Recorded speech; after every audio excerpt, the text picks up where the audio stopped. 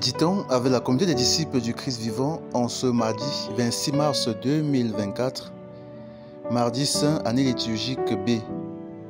Évangile de Jésus-Christ selon Saint Jean au chapitre 13, versets 21 à 33, puis 36 à 38. En ce temps-là, au cours du repas que Jésus prenait avec ses disciples, il fut bouleversé en son esprit et il rendit ce témoignage. Amen, amen, je vous le dis. L'un de vous me livrera. Les disciples se regardaient les uns les autres avec embarras, ne sachant pas de qui Jésus parlait. Il y avait à table, appuyé contre Jésus, l'un de ses disciples, celui que Jésus aimait. Simon-Pierre lui fait signe de demander à Jésus de qui il veut parler. Le disciple se penche donc sur la poitrine de Jésus et lui dit : « Seigneur, qui est-ce » Jésus lui répond : « C'est celui à qui je donnerai la bouchée que je vais tremper dans le plat. » Il trempe la bouchée et la donne à Judas, fils de Simon l'Iscariote. Et quand Judas eut pris la bouchée, Satan entra en lui. Jésus lui dit alors : « Ce que tu fais, fais-le vite. » Mais aucun des convives ne comprit pourquoi il lui avait dit cela. Comme Judas tenait la bourse commune, certains pensèrent que Jésus voulait lui dire d'acheter ce qu'il fallait pour la fête ou de donner quelque chose aux pauvres. Judas prit donc la bouchée et sortit aussitôt. Or, il faisait nuit. Quand il fut sorti, Jésus déclara : « Maintenant le Fils de l'homme est glorifié, et Dieu est glorifié en lui. Si Dieu est glorifié en lui, Dieu aussi le glorifiera, et il le glorifiera bientôt. Petits enfants, c'est pour peu de temps encore que je suis avec vous.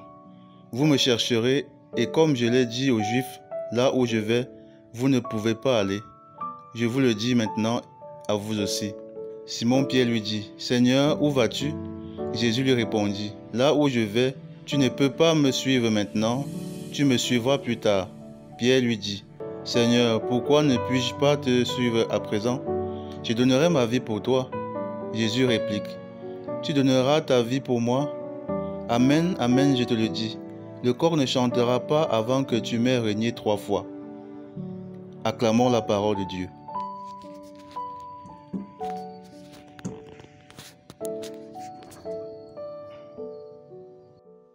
Méditation.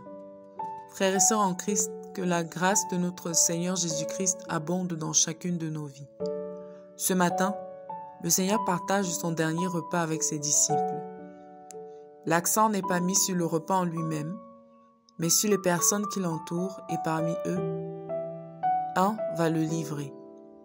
Jésus est entouré en effet par ses disciples, des personnes avec qui il a cheminé pendant des semaines, des mois, à qui il s'est confié, qu'il a traité comme ses amis, ses frères.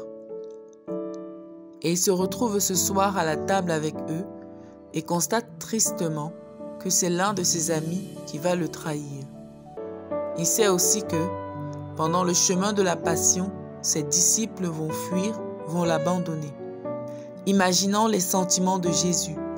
Ces personnes qu'il aime vont le laisser à son propre sort. Jésus ne réagit pas mal. Il ne les insulte pas, ne se fâche même pas, mais il connaît le cœur de l'homme, sa faiblesse, le mal qui y habite. Il ouvre déjà la possibilité du pardon à l'apôtre Pierre. Il le regarde avec amour et lui dit qu'il le reniera. Quel amour le Seigneur manifeste à ses disciples au cours de ce repas. Nous aussi, peut-être comme Jésus, nous avons été trahis, nous avons été rejetés, abandonnés, humiliés par des proches, des personnes en qui nous avions confiance. Peut-être à cause d'eux, nous avons souffert, nous avons dû batailler, nous n'avons pas eu des choses que nous voulions. Peut-être avons-nous tout perdu. Aujourd'hui, le Seigneur nous invite au pardon. Il sait ce que nous ressentons, il sait le poids sur notre cœur et nous tend la main pour nous libérer de cette rancœur et de cette amertume. Ne laissons pas le mal dominer en nous, mais laissons-nous vaincre par le bien. Peut-être c'est nous qui avons trahi, c'est nous qui avons abandonné. Le Seigneur nous offre le pardon aujourd'hui dans le regard d'amour lancé à l'apôtre Pierre. Il nous invite à la réparation de nos torts, mais surtout à la guérison de nos cœurs. Nous terminons par l'attitude du disciple Judas. Le texte dit que Satan entra en lui. Et nous savons qu'il n'a pas pu recevoir le pardon que Dieu lui offrait. Pourquoi? Judas s'était laissé pervertir par le péché. Il a pu, en son âme et conscience, choisir le mal au détriment de la vie de son maître. Lorsque nous choisissons consciemment et librement le mal, nous sommes en danger de tuer en nous l'amour de Dieu. Ne laissons pas le mal habiter, contaminer nos cœurs.